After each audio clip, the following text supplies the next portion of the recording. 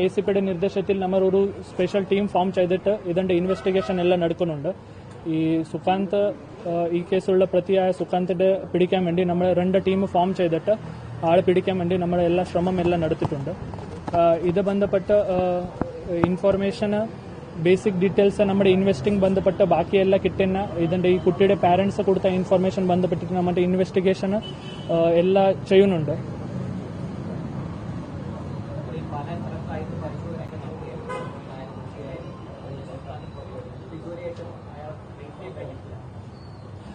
അവിടെ നമുക്ക് ഇൻവെസ്റ്റിഗേഷൻ ബന്ധപ്പെട്ട കുറെ ആൾക്കാരുടെ സ്റ്റേറ്റ്മെന്റ് എടുത്തു. ഈ കേസിൽ ഇത് സഡൻ പ്രൊവോക്കേഷൻ സമയത്ത് ഇത് സൂസൈഡ് ചെയ്താണ്. അത് ബന്ധപ്പെട്ട എല്ലാ തെളിവ് എല്ലാം കളക്ട് ചെയ്യുന്നുണ്ട്. കുട്ടിയുടെ ഓഫീസിൽ നിന്നും പിന്നെ ഇത് പാരന്റ്സ് കൊടുത്ത എല്ലാ തെളിവ് രേഖകൾ നമ്മൾ പരിശോധിച്ച് അതിന്റെ ബന്ധപ്പെട്ട ഉള്ള ഇൻവെസ്റ്റിഗേഷൻ ചെയ്യുന്നുണ്ട്.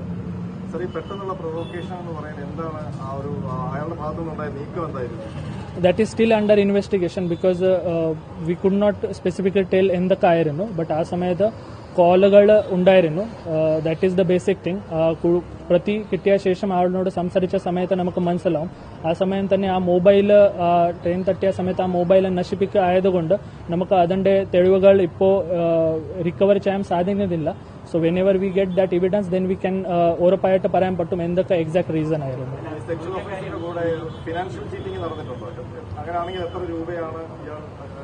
അത് ബേസിക് ആയിട്ട് കുറെ ഫൈനാൻഷ്യൽ ട്രാൻസാക്ഷൻ ഉണ്ട്. അതിന്റെ അകത്ത് നമ്മൾ എടുത്ത സ്റ്റേറ്റ്മെന്റ് അനുസരിച്ച് അതിന്റെ ഏകദേശം ഒരു 3 ലക്ഷം വരെയുള്ള ഫൈനാൻഷ്യൽ ട്രാൻസാക്ഷൻ ആ കുട്ടി ചെയ്തിട്ടുണ്ട്.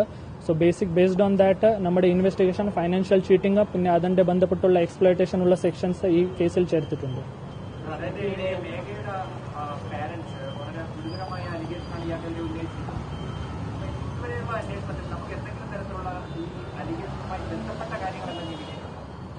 ഇതിന്റെ ബന്ധപ്പെട്ടുള്ള ഹാരാസ്മെന്റ് കുട്ടിയുടെ അച്ഛന് പറഞ്ഞ പോലെ അത് ഹാരാസ്മെന്റ് ഉള്ള നമുക്ക് തെളിവ് കിട്ടിയിട്ടുണ്ട്.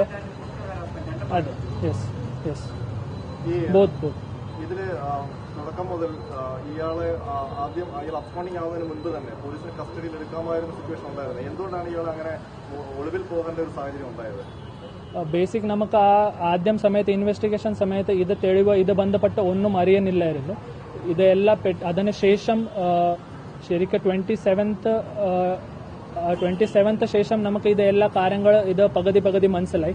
ഇതുവരെ ഇൻവെസ്റ്റിഗേഷനിൽ എല്ലാ അക്കൗണ്ട് എല്ലാ എവിഡൻസ് ചേർത്തിട്ട് നമ്മൾ സെക്ഷൻ ചേർത്തിട്ടുണ്ട്. ആ 24th ആ സംഭവം നടന്ന സമയത്ത് നമുക്ക് ആ ഇൻഫർമേഷൻ ഇല്ലായിരുന്നു. ദർ വാസ് പ്രൈമ ഫേസി ആ എവിഡൻസസ് ഒന്നുമില്ലായിരുന്നു.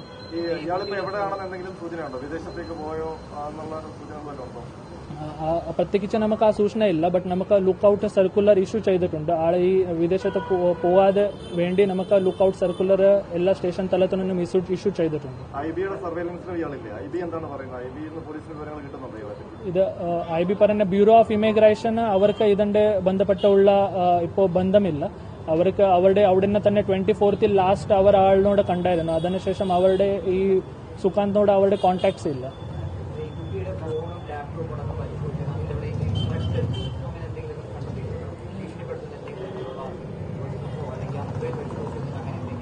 ഇത് ഈ ഫോൺ പൂർണ്ണമായി ഡിസ്ട്രോയ് ആയിട്ടുണ്ട്. സോ അത് ബന്ധപ്പെട്ട് നമുക്ക് ഇപ്പോൾ സ്റ്റിൽ ഇത് റിക്കവറി മോഡിലാണ്. ബട്ട് ആ ഫോൺ ഇല്ലാതെ നമുക്ക് ബാക്കി തെളിവുകൾ എല്ലാം കണക്ട് ചെയ്യുന്നുണ്ട് ടു മേക്ക് ഷുവർ ദാറ്റ് അത് റിലേഷൻ പിന്നെ ഈ ഫൈനാൻഷ്യൽ ട്രാൻസാക്ഷൻ എന്തായിരുന്നു അത് ബന്ധപ്പെട്ടുള്ള നമ്മളെല്ലാം കണക്ട് ചെയ്യാൻ പോകുന്നുണ്ട്.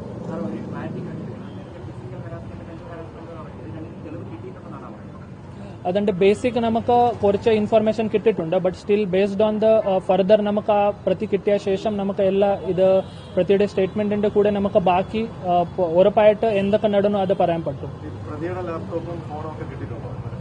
അതിന്റെ ഈ ഒരു ഫോണ് ഒരു ഐപാഡ് അത് കിട്ടിയിട്ടുണ്ട്. അത് നമ്മൾ പരിശോധനയ്ക്ക് വേണ്ടി കൊടുക്കും. ആള് താമസിക്കുന്ന ഒരു സ്ഥലത്ത് നിന്നും അത് കിട്ടിയിട്ടുണ്ട്. ഇയാളുടെ ഫാമിലി അബ്സ്കോണ്ടിങ് ആണ്. നമ്മുടെ ഒരു ടീം ഇയാളുടെ ഇവിടെ വീട്ടിലോ പിന്നെ ഇയാളുടെ റിലേറ്റീവ്സ് ഉണ്ടായുള്ള സ്ഥലത്ത് അവിടെ പോയിട്ട് അന്വേഷിച്ചു. അവരുടെ സ്റ്റേറ്റ്മെന്റ് എടുത്തു. ബട്ട് 24th മുതൽ അവരുടെ തന്നെ കോൺടാക്ട്സ് ഇല്ല. അതായതുകൊണ്ട് ഇപ്പോൾ ഫാമിലിയിൽ നമുക്ക് കോൺടാക്ട് ചെയ്യാൻ ഇതുവരെ പറ്റിയിട്ടില്ല.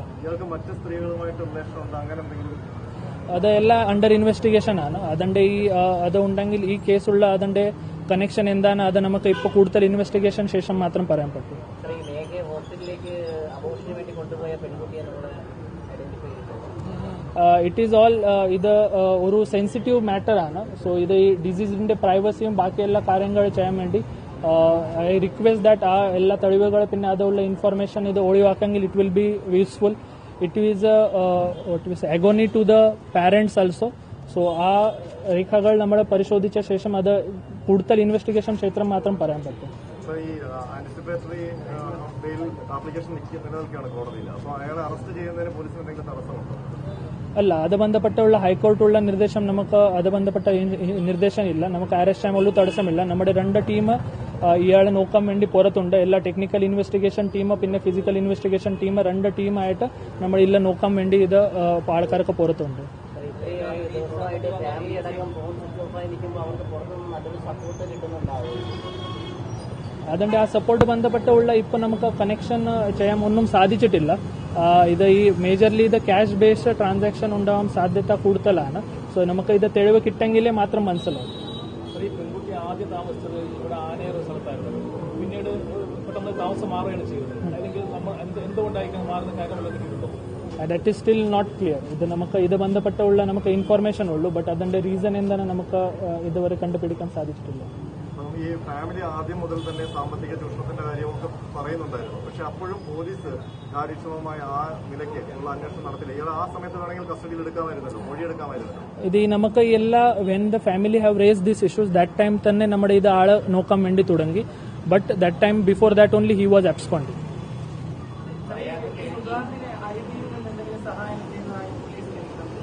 No, there is no such evidence about that.